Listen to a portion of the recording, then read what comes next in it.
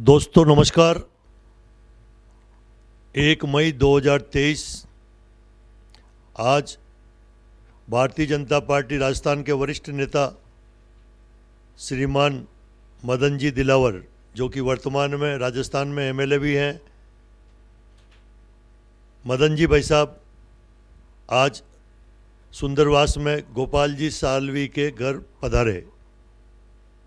सभी ने मदन जी दिलावर का स्वागत किया। हमारे भाजपा उदयपुर के महामंत्री गजपाल सिंह जी, पार्षद मनोहर जी चौधरी, प्रदेश में एसी मोर्चा के शैलेंद्र सिंह जी, सबने उनका स्वागत किया गोपाल जी सालवी के घर पे। आप जैसा देख रहे हैं कि आदरणीय गोपाल जी सालवी एसी मोर्चा के उदयपुर में वरिष्ठ लीडर हैं और गोपाल जी भाई साहब सरल हृदय के साथ साथ भारतीय जनता पार्टी के हर कार्यक्रम में आगे रहते हैं। समय समय पर जो भी निर्देश मिलते हैं, अधिकतर व्यक्ति गोपाल जी के घर बड़े बड़े नेता आते हैं, उनका आदर सत्कार होता है।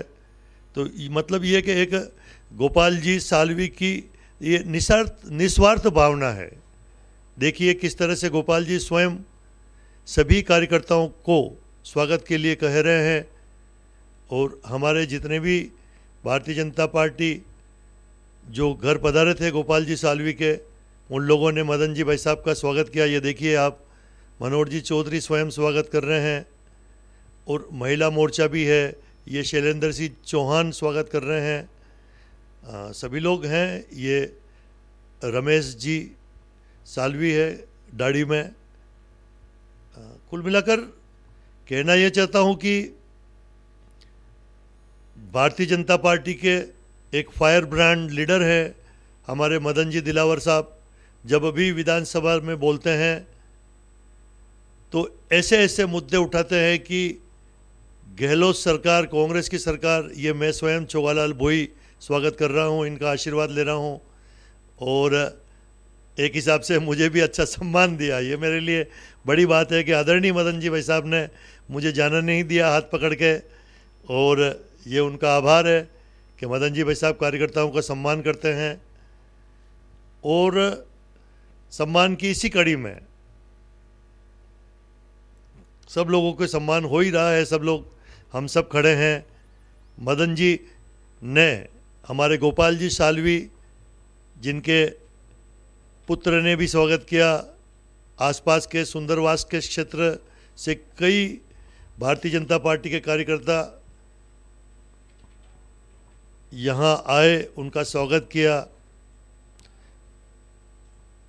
ये एक अच्छी परंपरा है, कारण कि जब बड़े नेता छोटे कार्यकर्ताओं से सम्मान ग्रहण करते हैं तो हम भी उनसे सीखने को। ये हमारे गोपाल जी सालवी की ये बेटी है जिन्होंने अभी अभी दुपट्टा पहनाया। ये भाभी जी है, यानी कि गोपाल जी सालवी की पत्नी, जिन्होंने मदन जी दिलावर का स्वागत किया अपने घर में। और ये गोपाल जी भाई साहब दुपट्टे लेकर हाथ में खड़े हुए हैं। कहने का मतलब ये कि जब भी ये पूरा अपना परिवार है, यानी कि एक अच्छा कार्यकर्ता और उसके साथ ये पूरा अपना परिवार गोपाल जी सालवी का परिवार है। गोपाल जी सालवी के घर में ही आदरणीय मदन जी भाई साहब का स्वागत होता रहता है। यूँ तो समय समय पर कई बार आते रहते हैं, लेकिन आज मेरे मेवाड़ न्यूज़ की टीम भी टाइम पे पहुंच गई, तो ये सारे दृश्य मैंने कवर कर लिए। दोस्तों नमस्कार।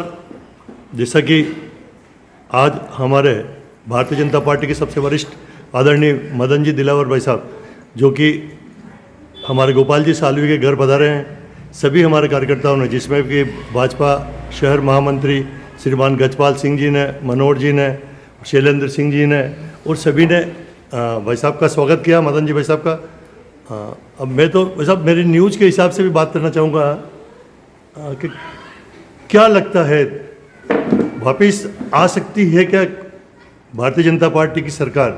और अगर सरकार वापस बनती है तो जो मुख्य रूप से आजकल चेहरे लग रहा है कोई कहता है कि वसुंधरा जी बनेगी, कोई कहता है कि वो बनेंगे, गुलाब जी तो रहे नहीं हमारे उदयपुर में। तो संगठन क्या तय करेगा, कोई नया युवा देगा या वही वसुंधरा जी? भारतीय जनता पार्टी की सरकार निश्चित रूप से आएगी। और आप जानते हैं जितने भी माननीय विधायक जीत करके आएंगे उन सब में मुख्यमंत्री बनने की योग्यता है, परंतु मुख्यमंत्री कौन बनेगा ये निर्णय विधायक दल और पार्लियामेंट्री बोर्ड करता है। और जो निर्णय होता सामान्यतया वो चुनाव के बाद होता है। एक दूसरा प्रश्न और साहब, पिछले 15-20 सालों से हम देख रहे हैं, एक बार कांग्रेस आई अशोक जी की, फिर वसुंधरा, फिर अशोक वापिस को ये।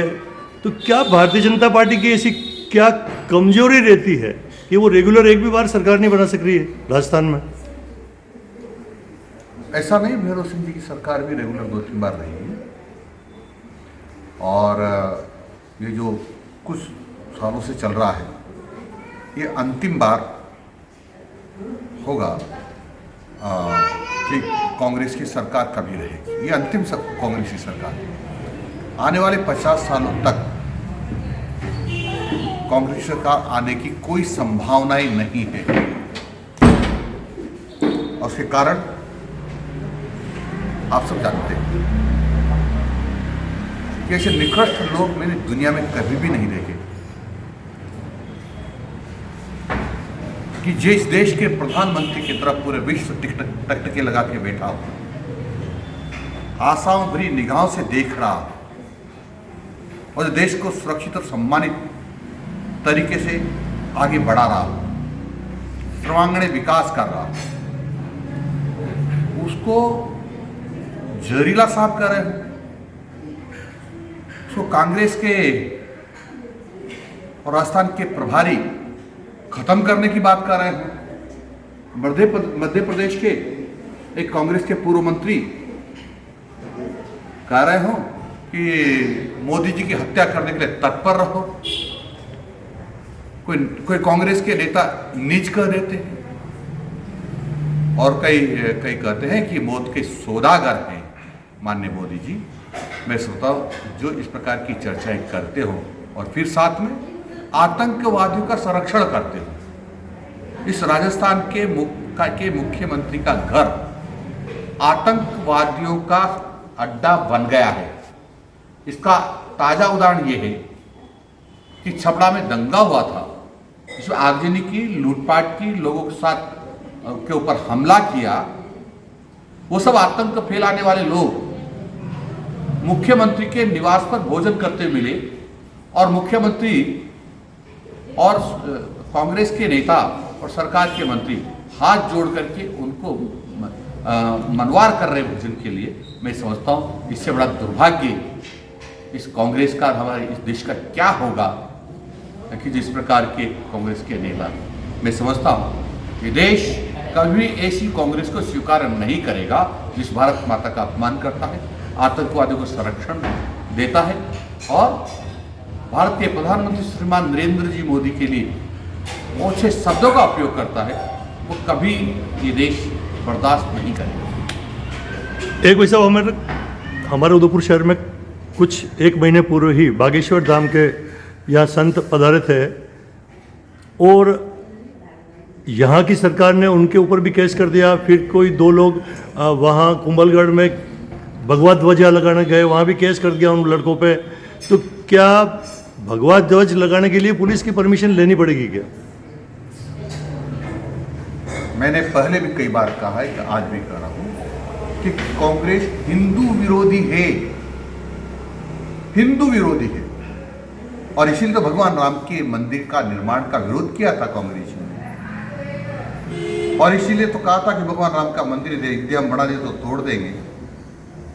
और इसीलिए तो राहुल गांधी ने कहा था कि जो हिंदू लोग मंदिरों में पूजा करने जाते हैं वो लड़कियों को छेड़ने के लिए जाते हैं। और जब त्योहार आते हैं, नवरात्र आते हैं, रमजान साथ में आते हैं, तो एक ऑर्डर निकालती है राजस्थान सरकार के अधिकारी कि मुस्लिम बस्तियों में ही बिजली देना, वहीं पूरी बिजली आनी चाहिए। और उदयपुर जिले में तो जिला कलेक्टर का दिमाग खराब हो गया है। या तो उन्होंने दबाव में ऑर्डर निकाला है और यदि खुद की मर्जी से ऑर्डर निकाला है तो दिमाग खराब हो गया है कि अब धार्मिक झंडे नहीं लगाएंगे, यानी अब भगवान राम का झंडा नहीं लगेगा, अब भगवान कृष्ण का झंडा नहीं लगेगा, रामदेव जी महाराज का झंडा नहीं लगेगा, देवनारायण भगवान का झंडा नहीं लगेगा, वाल्मीकि महाराज का झंडा नहीं लगेगा, वीरू जी महाराज का झंडा नहीं लगेगा, बालाजी महाराज का झंडा नहीं लगेगा। क्या आतंकवादियों का झंडा लगे? ये हमारे आराध्य देव है, लोक देवता है, राष्ट्रीय आराध्य देव है। इनका झंडा हिंदुस्तान में लगाने से दुनिया की कोई ताकत रोक नहीं सकती है। और यदि इस सरकार में दम हो तो राजस्थान में धार्मिक झंडे लगाना रोक करके पाए। बालाजी, भैरू जी का, शिवाजी महाराज का, महाराणा प्रताप का झंडा रोक करके बताए। मैं बताता हूं इनको कैसे रोकते हैं। बहुत बहुत धन्यवाद दोस्तों।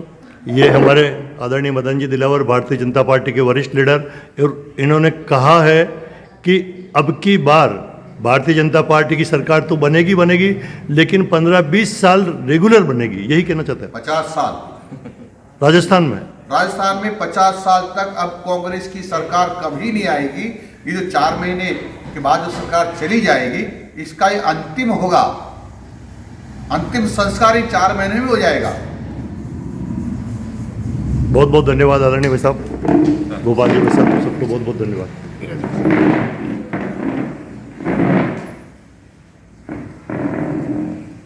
सर, राजस्थान सरकार ने न तो बेरोजगारों को भत्ता दिया, न किसानों के कर्जे माफ किए, न उन्होंने सस्ती रसोई गैस दी अभी तक, और एक पब्लिक को वो राहत कैंप लगाकर ये बताना चाह रहे हैं कि अशोक गहलोत सरकार ने राजस्थान की जनता के लिए बहुत कुछ किया था। राहत कैंप के बारे में आप क्या सोचते हैं? ये राजस्थान की राहत कैंप नहीं है, ये राजस्थान महंगाई राहत कैंप इन्होंने नाम दिया है, जो राजस्थान के लिए आफत कैंप है। और कि आपने कैसी अपेक्षा करनी कि कांग्रेस के लोग जनता का भला चाहते हैं। आज तक इन्होंने जनता को लूटने का काम किया है। आपको पता है, माननीय वसुंधरा जी जब मुख्यमंत्री थी तो किसान जब जीएसएस यानी ग्राम सेवा सहकारी समिति से लोन लेता था और किसी दुर्भाग्यवश वो दुर्घटना में एक्सपायर हो गया तो उसके परिवार को 10 लाख रुपए का भुगतान परिवार के लालन पालन के लिए सरकार करती थी। इस कांग्रेस ने बंद कर दिया।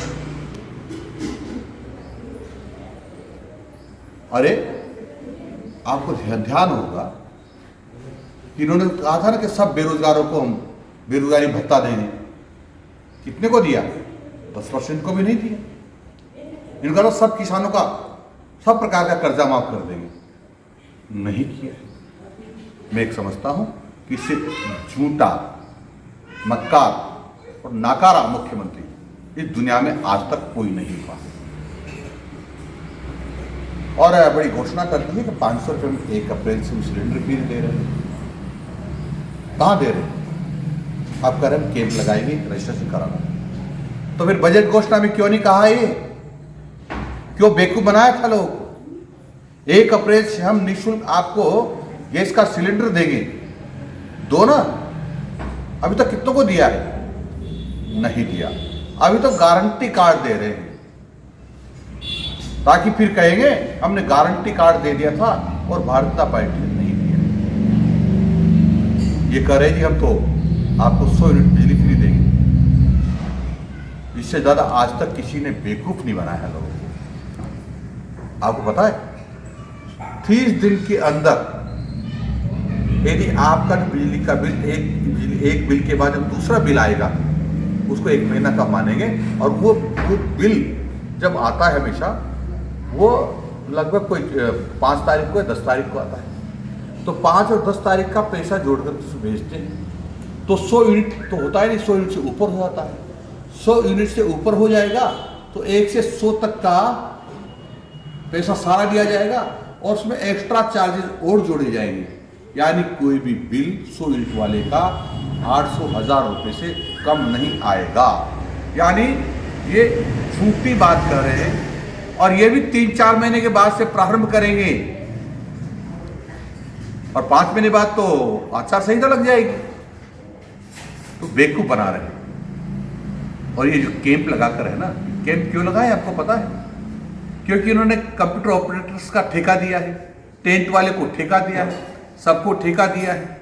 इनको चुनाव में पैसा नहीं है इनके पास, ऐसा ही कहते हैं।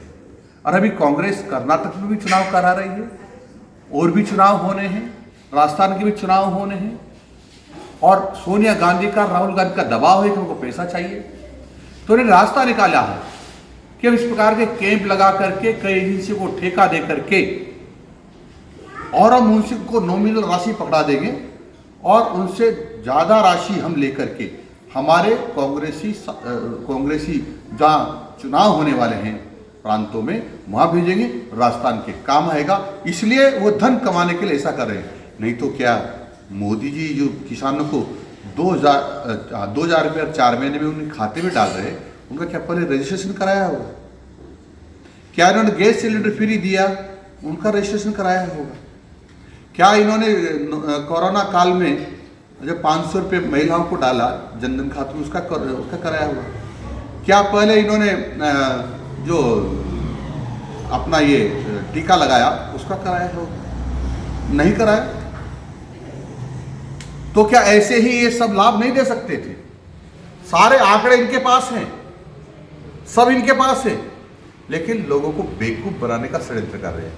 और हमारे राजस्थान के काबीना मंत्री तो बहुत जोरदार, शांति कुमार धारीवाल जो कोटा से चुन करके आते हैं, वो कहते हैं रजिस्ट्रेशन सबको कराना चाहिए, कराना पड़ेगा, चाहे लाभ लो मत लो। और रजिस्ट्रेशन कराते एक बार में दे देते। आज 2 लाख लोगों ने और लाभ प्राप्त किया है। लाभ तो दे ही नहीं रहे और रजिस्ट्रेशन कराते इनको लाभ प्राप्त हो गया है। यानी आपको लाभ दे कि न दे, आपको रजिस्ट्रेशन कराना जरूरी है। और कोटा में इस प्रकार की ध्यान ली हो रही है। नहीं तो जो रजिस्ट्रेशन नहीं कराता, कोई काम कराने जाता है तो पहले कहते रजिस्ट्रेशन कराया कि नहीं कराया? बोला नहीं कराया तो करा क्यों नहीं, तुम्हारा काम नहीं होगा। ये षड्यंत्र चल रहा है।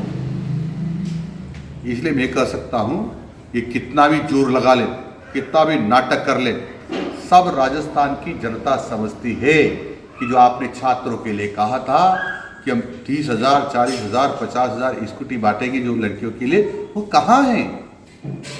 लोगों को लैपटॉप कहाँ हैं? बच्चों की साइकिलें कहाँ हैं? बच्चों को जो ड्रेस दी थी उसमें कई लाखों बच्चे आपने क्यों छोड़ दिए? उनको क्यों नहीं ड्रेस दी?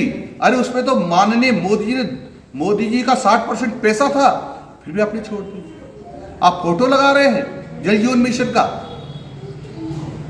कि अशोक गहलोत पानी पहुंचा रहे। ये भारत सरकार की योजना है। मूर्खों कुछ तो समझो, अरे दिमाग तो लगाओ। ये जनता पढ़ी लिखी है, समझदार है, ये राजस्थान की जनता है, सब जानती है।